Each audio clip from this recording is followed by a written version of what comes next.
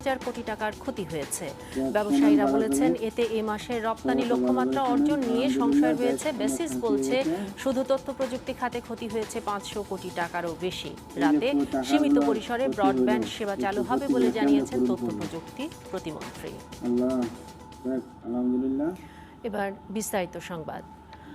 আগামীকাল ও পরশু ঢাকা ও আশপাশের এলাকায় দিনের বেশিরভাগ সময় কারফিউ শিথিল থাকবে। সরকারি অফিস চলবে সীমিত সময়ের জন্য। স্বরাষ্ট্রমন্ত্রী জানিয়েছেন, ঢাকা, গাজীপুর, নারায়ণগঞ্জ ও নরসিংদীতে সকাল 10টা থেকে বিকেল 5টা পর্যন্ত কারফিউ শিথিল থাকবে। অন্য জেলাগুলোর ব্যাপারে সিদ্ধান্ত নেবে স্থানীয় প্রশাসন। এদিকে জনপ্রশাসন মন্ত্রী জানিয়েছেন, বুধ ও বৃহস্পতিবার সকাল 11টা থেকে বিকেল 3টা পর্যন্ত অফিস এবং ব্যাংকিং কার্যক্রম চলবে। সরকারি চাকরিতে কোটা ব্যবস্থা সংস্কার করে প্রজ্ঞাপন জারি করা হয়েছে। দ্রুতই গ্যাজেট